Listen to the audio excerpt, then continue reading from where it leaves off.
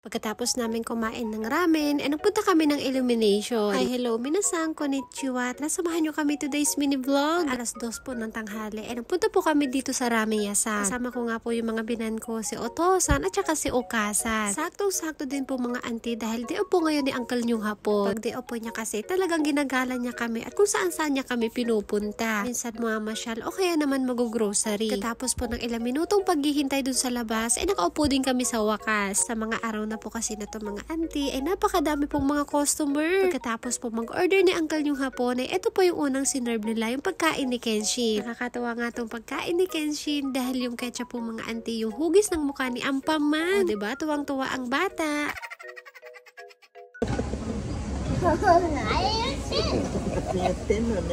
Katapos naman po ng ilang minuto, ay dumating na rin po yung in-order sa akin ng asawa ko. So, ngayon sinabi ko na orderin niya, kaso nga lang mga auntie, hindi ko po alam kung anong pangalan. Basta yung sinabi ko kay hapon, ang gusto kong kainin ay yung manghang na ramen. Saktong-sakto, dahil malamig po ngayon ang panahon. Katapos namin kumain ng ramen, napunta naman po yung mga binan kong hapon sa KS Store. Kaming dalawa naman ni Kenshin, naghihintay dito sa sasakyan. Samantalang si hapon, nagpunta po dun sa supermarket para tumingin naman ng sushi. Titingin daw siya dahil yun daw po yung bibilhin niya mamaya. Fast forward na nga po, nagpunta naman po kami dito sa Don Quixote. Napaka-cute nga po ng mga lipstick nila dito mga auntie, kagaya nito. Yung itsura ay padla, kulang na lang po ay susi.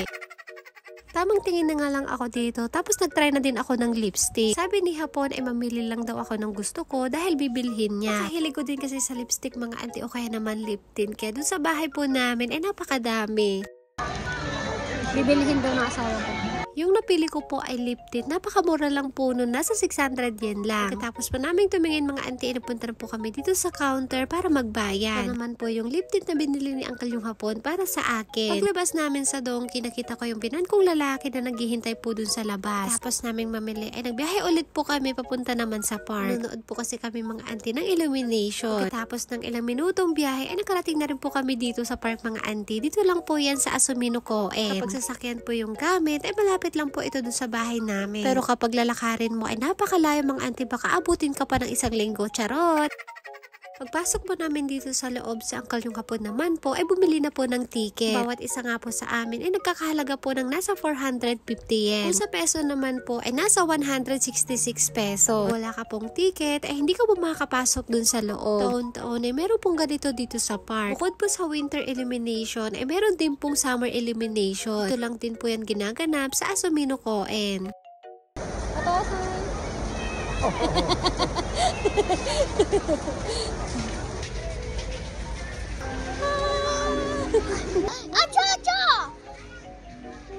Naman sa taas ay dito po natin makikita yung mga buong Christmas lights. Pakadami nga pong tao na nag-aabang din. Nung nakasingit at nakakuha na po tayo ng pwesto ay eto nga po yung makikita nyo dito sa taas.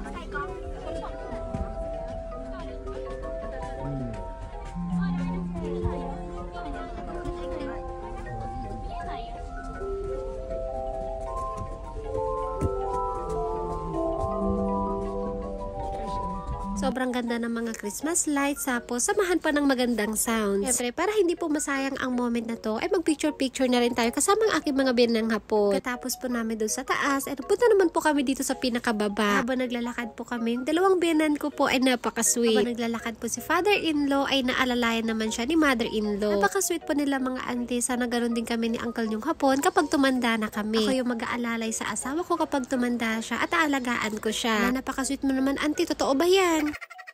Habang naglilibot po tayo mga auntie, gusto ko lang pong isingit sa mga taga Tokyo o kaya naman po yung mga nandito sa Japan, naghahanap ng massage at face massage na may foot spa, body scrub, manicure at pedicure. Pwede nyo pong i-visit ang Hibari Clinic sa Sumida. 4 minutes away lang po from Kanigapuchi Station. Sobrang ganda po ng mga treatments nila at sigurado pong marerelax kayo. So, ngayon nga po pala ay hiring din po ang Hibari Clinic. Mga taga dito po sa Japan o kaya naman yung mga taga Tokyo na naghahanap po ng trabaho ay pwede po kayong mag mag-apply kahit hindi po kayo masyadong marunong mag-Nihongo. Balik na nga po tayo dito sa topic natin mga auntie. Napakaganda po maglibot dito kaso nga lang napakalamig. Nagpicture nga muna kami ni Uncle yung hapon bago kami umuwi. Ang winter elimination dito sa Asumino ay hanggang January 13 lang. Sisimula po sila ng 4:30 ng hapon hanggang alas 9 po ng gabi. Katapos naming maglibot ay bibili naman ako ng merienda. Ito nga po yung dango na gusto kong itry na kainin. Dalawang klase nga po ito, mitarashi dango at saka yung soba dango. Tapos yung sauce nila ay dalawang klase din. Yung isa ay miso sauce tapos yung isa naman po ay matamis na sauce.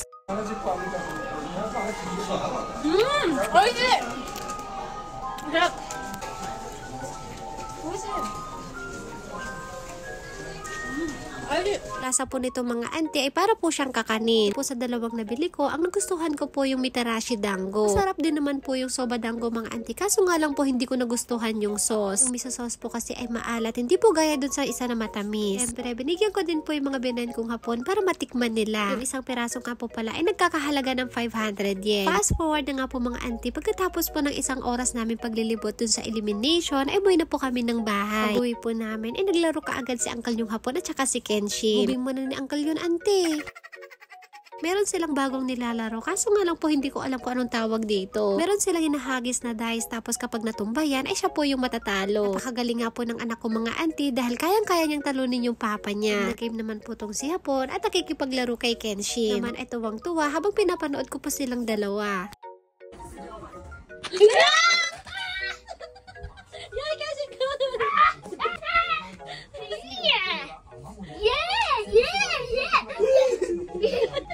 Natuwa nga po kaming dalawa ni Kenshin nung natalo niya po yung papa niya. Ito na nga po mga bandang alas 9 napunta po kami dito sa supermarket. Pag ganitong oras po kasi ay mura lang po yung mga binibenta nila. Bumili po si Uncle yung hapon ng sushi at saka ng crab. Forward na nga po tayo mga auntie. Pagka uwi naman po namin ng bahay, agad na po kaming kumain ng sushi. Salo-salo kaming kumain kasama po ang mga binan kong hapon. Kaya lang po maraming salamat sa panonood. Thank you for watching. Sayonara and...皆さんありがとう。サラミマラパポ。